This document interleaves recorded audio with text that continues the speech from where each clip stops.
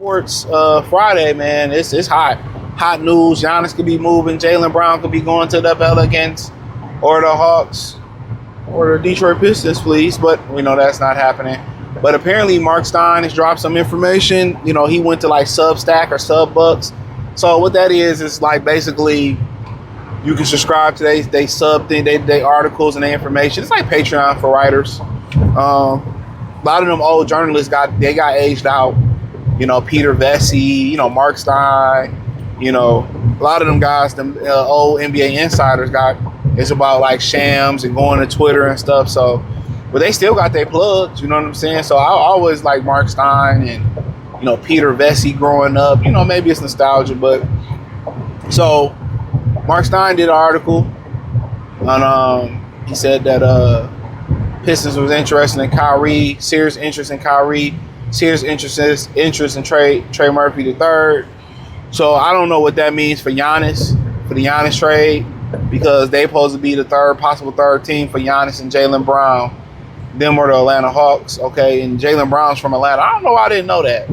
Maybe because he went to Cal, I thought he was out that way. But so most likely they probably saying, you know, Jaylen Brown, we ain't gonna do you dirty. We appreciate everything you did for us. We're gonna let you pick your next destination. And I think they probably most likely send him to Atlanta, right? That could be beneficial to the Pistons if the Pistons want to get C.J. McCollum. I don't know why they wouldn't bring McCollum back, but if you get Jaylen Brown, I understand that. Definitely do. So they can benefit the Pistons if they need to lean on C.J. McCollum. Now, also, he produced an article that I seen that the Mavs said they have no interest in trading Kyrie Irving. Now, before I kind of continue there, in my other video I did about Hero and that mock trade with Giannis and Jaylen Brown and all that stuff. Got another, if you can see that video, did it Friday afternoon, June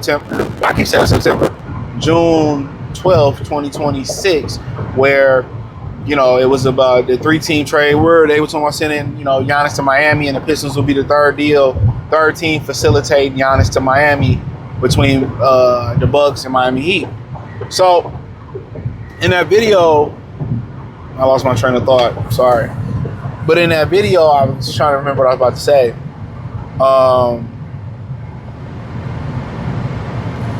Damn, I can't remember. I'm not saying that video, but nonetheless, can't believe I just lost my train of thought that quick. But yeah. So basically, Dallas said they not trading Kyrie. You know, they not for trade, and they don't want to move Kyrie or nothing like that. So, I mean, you know, it is what it is. So, I don't know if they move him or not move him. I forgot the correlation I was going to make. But they also made it known that they're, you know, want to move P.J. Brown and Gafford, which also two people the Pistons could be, you know, pretty much interested in. So, I'm not sure, you know, whether maybe they just saying that or whatever. But for them right now, you know, maybe if the Pistons wouldn't have serious interest, and they think they was gonna move Kyrie. If not, they don't get Kyrie. If that's not a deal they can work, then, you know, they turn to Trey Murphy, and they turn to not only just Trey Murphy, you know, you turn to McCollum and Freshie, Norman Powell. You know, maybe you and Miami can work something out for Hero if you like that. I don't know, but if they can add Trey Murphy and Kyrie and still keep Asar Thompson and Jalen Duren, credit to them. I think Atlanta would do a sign and trade for McCollum. So I think Norman Powell would do a sign and trade for him, you know, with Miami here. So, I mean, I think they got options regardless. But I think, you know, somebody in the comments says, well, you know, they need is defend. I'm like, shut the hell up. They need somebody that can get a bucket, and if they can defend at a high level, that's definitely a plus. That's why Kawhi was such a great name. Kawhi was such a good fit, you know, solid, good enough shooter, but great defender. Can handle the ball. I mean, can defend. You would legit have 4 really good defenders out there. And people say Duren is going to get better. Duren's a good defender. No doubt about it. In the playoffs, you know, hey, he got to get that monkey off his back. But Kyrie here, I mean, you know, you're not going to give up a lot to get Kyrie, but, but you're going to give up something. But, yeah, him and Cade is nice. I think he liked Cade. Playing next to Cade, I think it'll be a different experience playing next to Luka. I think you just got a guy that's just going to make the game easier for you. don't think Cade is, want to be the guy. Want to be that alpha scorer. He's be willing to be, scorer B to Kyrie scorer A. And when they need to get Kyrie a time off, Cade can be scorer A. But the thing about it is, it's the same Kawhi effect. The durability is also an issue. But if you can add Trey Murphy, Kyrie, Keith Durant, which rumor now is about $30 million going rate per year. I don't know if that's true. Asar Thompson and K, obviously you're going to lose a lot off the bench. You're probably going to bring back Tobias. He'll be on your bench. You're probably going to lose Dennis Jenkins in this. You're probably going to lose Karis LeVert. I don't think the crowd goes mild. Nobody goes wild.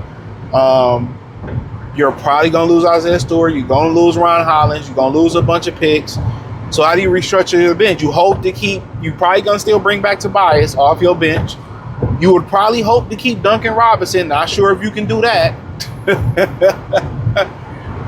But if somehow, and if you can bring those two guys in, or you can fill that void there with a good two guard next to Cade, and you can bring back Jenkins and Duncan Robinson off your bench, and you bring back Tobias. It ain't bad.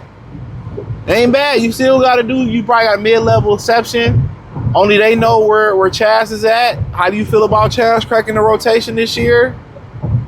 You won't keep your draft pick, so keep that out your mind. You won't have a draft pick for a few years. You probably have a mid-level exception somewhere.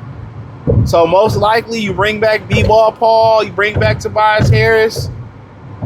Maybe you can keep Duncan and Dennis Jenkins. So really your mid-level exception is probably going to go towards, in that scenario, somebody that can get you a bucket. So, and also it's going to be predicated on what you can bring back for Kyrie. If you bring back a Gafford, hey, you bring back a Christie or Klay Thompson, okay. So yeah, if you can get a little bit something with them, it'd be interesting. But yeah, man, I'm surprised. I'm surprised the Pistons are really, talking about this. But at the end of the day, it's just talks. Mark Stein is a reliable source for many, many years. But yeah, honestly, I'm excited as anybody else. So we'll see.